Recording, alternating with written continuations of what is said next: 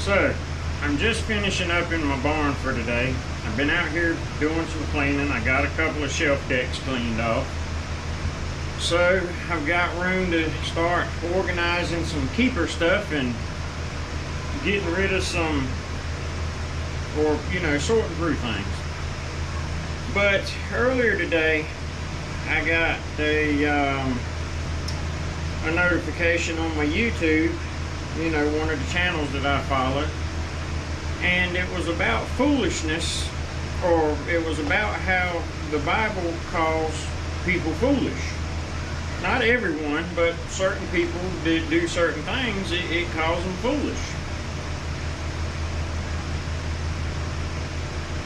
In fact, there are 2 or 3 separate scriptures that call people foolish.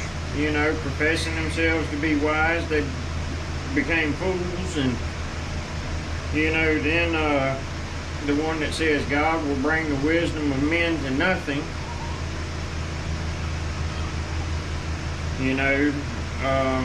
God uses the foolish things to confound the wise, and weak things to confound the strong. But that's not so much what I'm interested in talking about now. What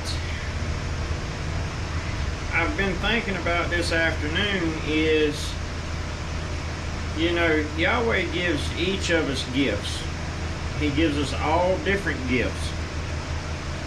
Some of us have similar gifts. Some of us have the same gift. Some people have the gift of giving. Some people have the gift of selfless love. Some people have the gift of healing. Some people have the gift of understanding. Some discernment. Some, the gift to cast demons out. So there are lots and lots of different gifts. And by no means do I intend here to brag on myself, but Yahweh has gifted me with a very visual mind. And when I say visual mind, I don't just mean looking at things and remembering the way things look and stuff like that, but let's circle back to the foolishness of men, where men think themselves to be wise, but they're actually foolish, according to how Scripture says it. And not picking on anybody, but you've got these physicists that teach and believe in the Big Bang Theory and evolution and stuff like that. And they understand all of these extremely complex mathematical formulas, and they can sit down and explain to you what the different genetic codes do in certain situations and stuff like that. And I'm not saying that they're wrong in a lot of those things, but I think what winds up happening with some, if not most of them, is they're really good at math, but they can't see the little pieces. Take water for example. Water is H2O, so 2 hydrogens and 1 oxygen, right? And oxygen, a little bit heavier than hydrogen, given as hydrogen, to the best of my knowledge, is the lightest element in the universe. Is 1 proton and 1 electron, I think, with no neutrons. I think. In any event, oxygen is heavier than hydrogen. So when hydrogen is represented, or not hydrogen, but water, when water is represented, it's represented by 1 large circular or spherical object. If you're looking at it on paper, it's a circle, and 2 small circles, and there's lines connecting the 3 circles together. And I use this because it's the simplest and most people are going to know what it looks like.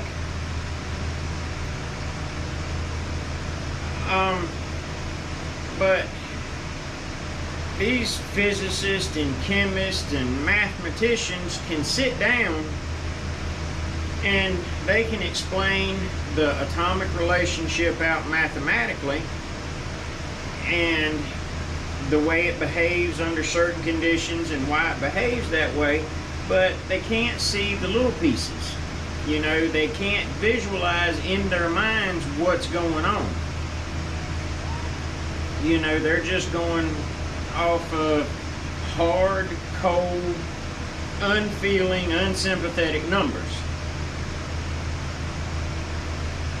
And like I said, I'm not saying that their numbers are wrong, but their numbers can't anticipate real world eventualities. You know, and let's take ozone for example. Alright, what is ozone comprised of? Oxygen. Alright, ozone is 3 oxygen molecules bound together on the atomic level. Ozone is toxic to people. Alright, and it's unstable to begin with. We have the ozone layer that protects us from a certain amount of ultraviolet radiation, okay? But like I said, ozone is unstable. You know, it's 3 oxygen molecules bound together, and they're very loosely bound together. So if it's so unstable, how do we have an ozone layer? Alright, these mathematicians, they'll sit down and they're just about anything, just about any other unstable molecule will react with ozone and cause it to break down, you know, back into just straight oxygen. So when they tell you, oh, aerosol is bad for the ozone layer and, you know, stop using that hairspray or, you know, anything like that, they're partly right and they're partly wrong. Yes, the aerosol cans, the stuff, the chemicals that are in them will cause ozone to break down. They don't bother to tell you how ozone is formed though.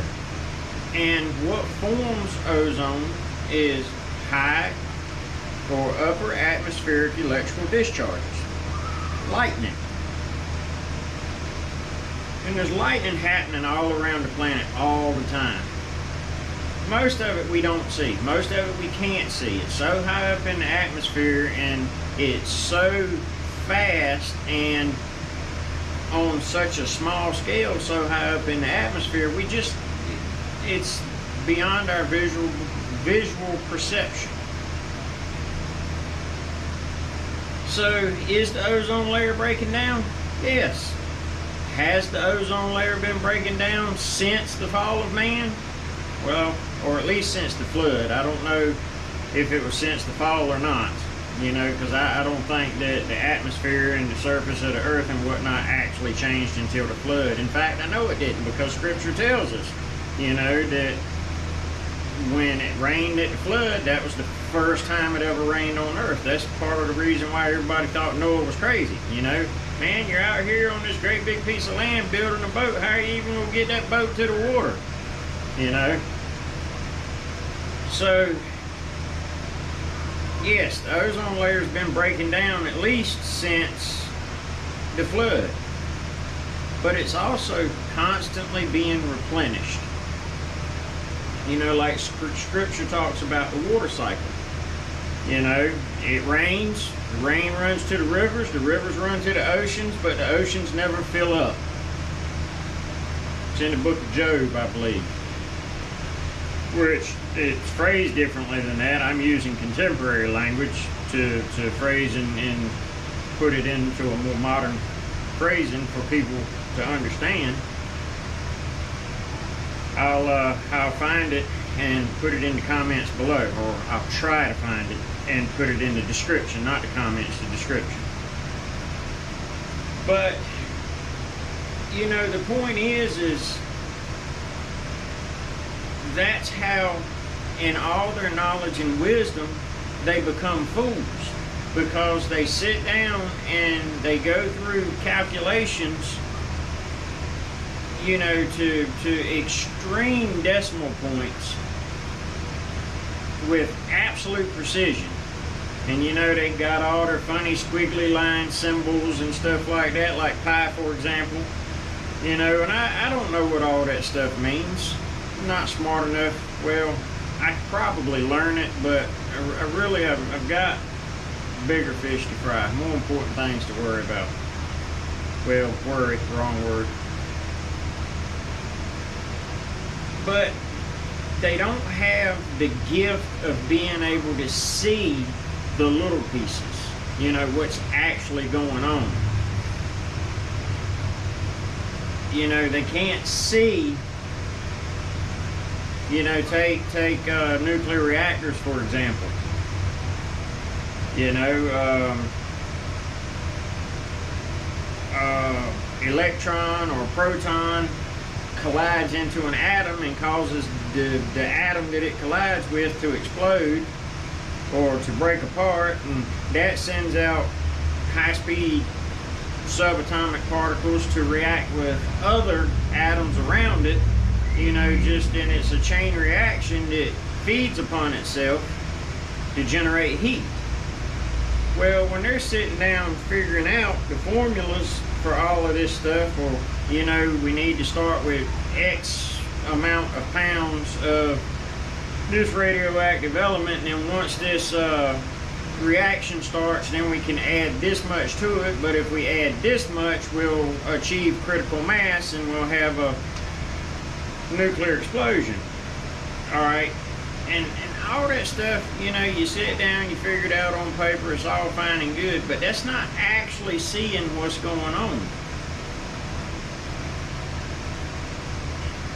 So we need to work to our gifts, and when we run across people, you have to figure out what they're thinking to be able to help them understand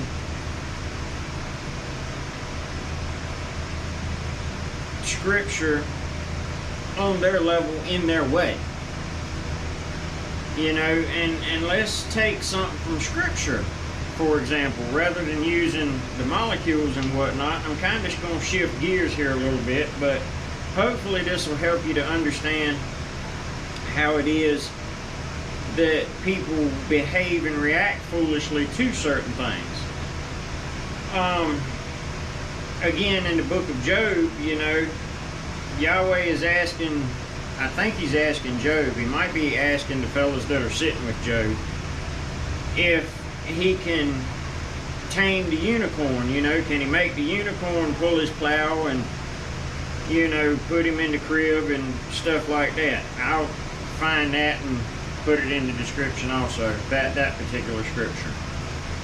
Well, everybody nowadays imagines a unicorn as a horse with a horn.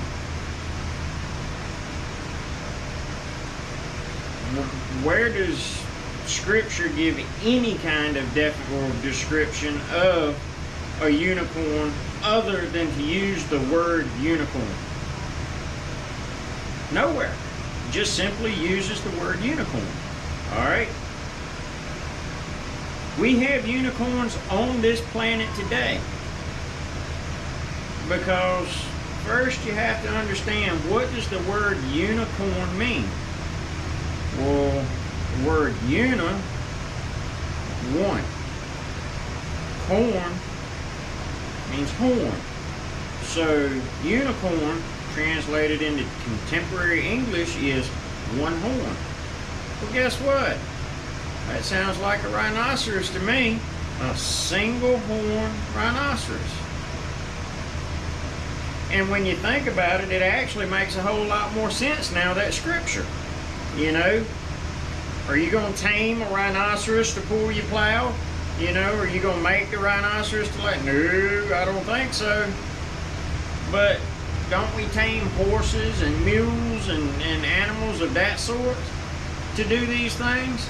So if we can tame a regular, medium-sized, brown, four-legged, no-horned horse to pull a plow, why couldn't we tame a horse with a horn to pull a plow? If there were such a creature, and there's not. But again, you know, that's the devil's toolbox. He twists up the meanings of words and stuff like that. Unicorns. I don't even know where the concept of a horse with a horn originated. Do any of y'all? But you see how in man's wisdom, or do you see how man's wisdom is foolishness? A horse with a horn. Come on. There's no such thing as unicorns. Really? You never seen a single horned rhinoceros? That's why it's so important to study Scripture. But aside from studying Scripture, you need to know the world around you. You know, it is important to understand a little bit of chemistry and a little bit of atomic physics and a little bit of this and a little bit of that, you know? Look at Abraham. What was Abraham? Abraham was a businessman, he was a herdsman, and he had to be a farmer to some degree. He knew how to handle money.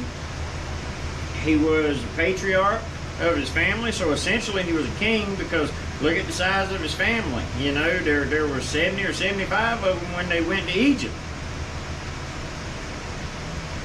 You know, so he had to know how to manage his household to make sure everybody had food and something to do, and to, you know, to propagate the finances and whatnot.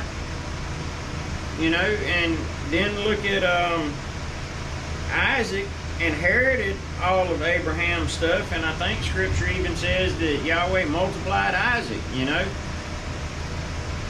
And then you move on to Jacob, and what did Jacob do? Did Jacob get any of his inheritance from Abraham and Isaac? I don't remember, but he went and worked for Laban, so, you know, he was a herdsman. And no, Jacob, I'm sorry, not Abraham. Jacob was 70 or 75 when they went to Egypt. I'm sorry, I'm getting my patriarchs mixed up here a little bit.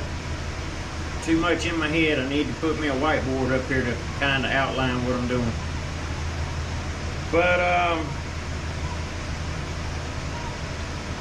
even still, you know, Abraham had all the servants that he had, and you know, he had 300 servants that were trained men as, you know, soldiers.